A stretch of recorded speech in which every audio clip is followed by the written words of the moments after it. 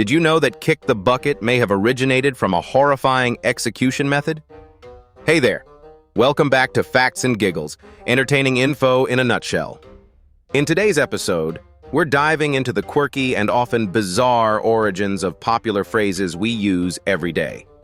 You wouldn't believe how some of these common sayings have evolved through time and what they truly mean.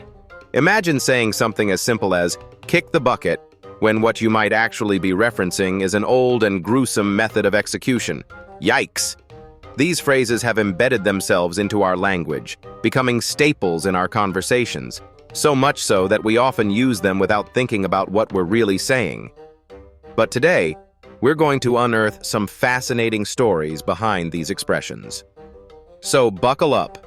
Let's take this linguistic journey together. Let's start with kick the bucket. While it's usually used as a casual term to imply passing away, this saying's history is far from casual. It's believed to have originated from a cruel method where a person would stand on a bucket with a noose around their neck, and when the bucket was kicked away, well, you can imagine the rest. Now on to one that's a little less grim, riding shotgun. We've all shouted it when trying to secure the best seat in a car. But did you know it comes from the Old West?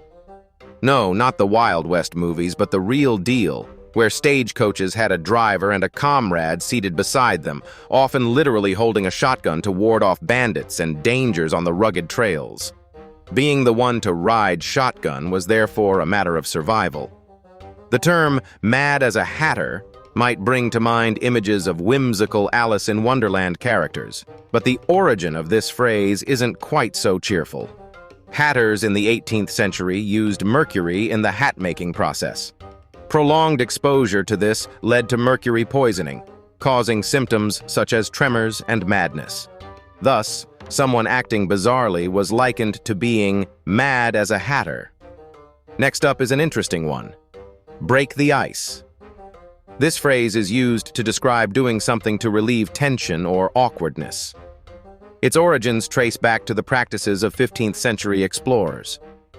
Back then, ships known as icebreakers were designed to prevent the stagnation of trade goods and expeditions. Breaking the ice was necessary before ships could pass or dock in colder regions. Thus, to break the ice was to get things moving. Then we have the saying, bite the bullet, often used when someone has to endure a painful procedure or endure a difficult situation with courage.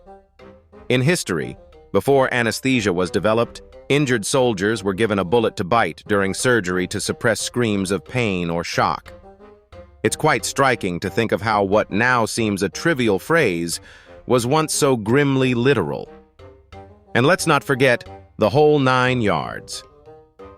While we typically use it today to express going all out or doing something thoroughly, this phrase's origin is less certain and remains the topic of much debate. Some say it refers to the 9 yards of ammunition that fighter pilots had during World War II. Others say it's about the 9 yards of fabric needed to make a quality suit. Whatever the true origin, it's now firmly entrenched as a metaphor for giving everything you've got. These phrases are proof that our language is dynamic, with rich histories that tell spectacular stories of human culture and experience. They remind us how sayings and expressions are ever-evolving, influenced by the events, innovations, and societal quirks of their times. So next time you use one of these phrases, take a moment to appreciate the colorful pasts that accompany each of them. Who knew that even the simplest expressions we utter daily could have such bizarre and vivid histories? Thanks for joining us on this linguistic adventure. Don't forget to like, share, and subscribe for more fascinating finds and hilarious stories from Facts and Giggles. Until next time, keep laughing and learning.